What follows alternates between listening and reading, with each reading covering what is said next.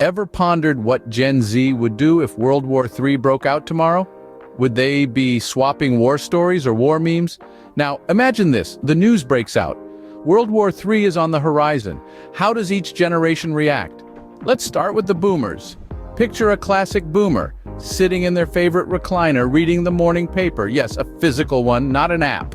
Their eyes widen. They put down their coffee and immediately start recalling their history lessons, Cold War strategies, and the tales they heard from their parents about World War II. They'd probably start stockpiling canned food, dusting off old bomb shelter blueprints, and reminiscing about the good old days when wars were fought with guns, not drones. Now let's flip the coin and take a look at our favorite TikTok stars, Generation Z. The moment World War III trends on Twitter, they've already got a hashtag, a dance challenge, and a viral meme going. They'd be swapping war predictions on their group chats, making TikToks about the draft, and streaming apocalypse survival games on Twitch. But don't underestimate Gen Z. Behind the tweets and the memes, they're a generation that's grown up in a world that's more interconnected than ever before. They've got the power of the internet at their fingertips, and they know how to use it. They'd be the ones to start online petitions, organize digital protests, and use their platforms to voice out against the war. And let's not forget their incredible ability to turn anything into a meme. Yes, you heard that right. In the face of a global crisis, Gen Z would probably be the ones to lighten the mood with some World War III humor. Because hey, if you can't laugh in the face of adversity, what can you do? So whether it's tweeting or retreating, each generation has its own unique war strategy. In the next scenes, we'll dive deeper into these strategies and maybe even give Gen Z some advice on how to navigate this hypothetical situation. So stay tuned, folks. As the war drums beat, would Gen Z be busy creating the perfect hashtag? Picture this. Amidst the tumult and turmoil, Generation Z might be crafting that perfect hashtag, tweeting out their thoughts and feelings, or sharing Instagram stories from their safe spots.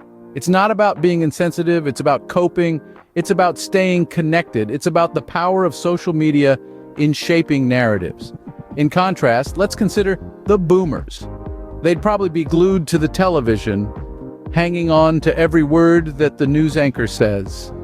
They'd be tuning into radio broadcasts, sifting through newspapers and making phone calls to their loved ones. It's not about being old-fashioned, it's about sticking to what they know. It's about trust in traditional sources of information. Now, imagine the Twitter sphere exploding with hashtags like #WorldWar3 or #BunkerLife. The viral potential is enormous. And before you know it, it's not just a trend, it's a global conversation. An outlet for fear, anxiety, hope, and even humor. It's a way for Gen Z to express their perspectives, to engage with others, and to feel less alone in what could be a frightening reality. Boomers, on the other hand, might be sharing their wisdom and experiences on the phone, writing letters, or even in person. They'd be providing comfort and guidance in the best way they know, through direct personal communication. It's not about resisting change, it's about valuing the human connection. Social media versus traditional media, it's not a battle of superiority, but a reflection of generational differences. Each has its own merits and drawbacks. Social media offers immediacy and global reach, but can also spread misinformation. Traditional media provides well-researched information but may not reach everyone, especially in times of crisis. So, while Gen Z is busy tweeting #WorldWar3, creating TikTok videos, and updating their Instagram stories, boomers would probably be tuning into the 6 o'clock news. It's a battle of the hashtags versus the headlines, the tweets versus the telegrams, and ultimately, the digital natives versus the digital immigrants. The war drums may beat, but the rhythm of communication dances to its own tune. In a war scenario, would Gen Z choose MREs or stick to their beloved avocado toast? Now there's a question that's sure to stir up some debate. Let's take a trip down imagination lane, shall we? Picture this. Sirens are blaring, chaos is erupting, and World War III is knocking on the front door. But amidst it all, the most pressing question on Generation Z's mind is there still ripe avocado at the grocery store? You see, for boomers, a war scenario brings back memories of MREs, meals ready to eat. These are the self-contained, individual field rations in lightweight packaging that soldiers eat when organized food facilities are not available. They're practical, they're efficient, but let's be honest, they're not exactly gourmet. Then you've got Gen Z over here, a generation that has turned food into an art form. They don't just eat to live, they live to eat. And what's more, they document every bite for their loyal followers on Instagram. For them, food isn't just nourishment, it's a lifestyle. Now, in the face of a hypothetical World War III, how would these two generations fare with their food choices? Boomers, with their practicality and experience, would likely revert back to their MREs. No muss, no fuss, just survival. And Gen Z, well, they might just start a trend of avocado toast MREs. Heck, they might even launch a TikTok challenge showcasing the most creative ways to make wartime avocado toast. Can you imagine? Hey guys, today I'm going to show you how to make avocado toast using only the heat from a burning car tire. We jest, but it's important to remember that in times of crisis, it's not just about surviving, but also about maintaining our humanity, our spirit. And if Gen Z wants to do that through avocado toast, then more power to them. So whether it's MREs or avocado toast, each generation will surely keep their bellies full. When the sirens blare, will Gen Z be ducking and covering or perfecting their duck face for a selfie?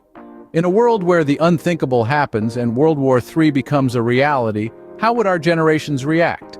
Would it be a case of duck and cover, or would we see a barrage of duck face selfies flooding our social media feeds? Let's start with our Gen Z friends. Now, these digital natives practically live their lives online, right? They're the first to share every moment, every thought, every meme-worthy incident. So in the face of danger, it's not hard to imagine them documenting the experience. Picture this: sirens blaring, chaos ensuing, and there's our Gen Z hero, phone in hand, capturing the moment for the gram, making sure their duck face is on point. Heck, they might even start a new trend, #World War Selfie. Now contrast that with the boomers. This is a generation that grew up with the Cold War, the Cuban Missile Crisis, and propaganda films teaching them to duck and cover in the event of a nuclear attack. Their reactions are likely to be more traditional, more practical. They'll be checking their emergency kits, tuning into the news, and yes, probably ducking and covering. They might not understand why their grandchildren are taking selfies instead of seeking shelter. But hey, to each their own. But let's not forget, while we poke fun at these generational differences, there's a shared human instinct to survive. Gen Z might be taking selfies, but they're also likely to be using their digital savvy to stay informed, to connect with others, and to cope with the situation. And boomers, while they may not be documenting their experiences online, are likely to be offering practical advice and support to their younger counterparts. So, whether it's duck face selfies or ducking for cover, each generation has their own way of dealing with danger. It's a testament to our adaptability as a species, our ability to face challenges in our own unique ways.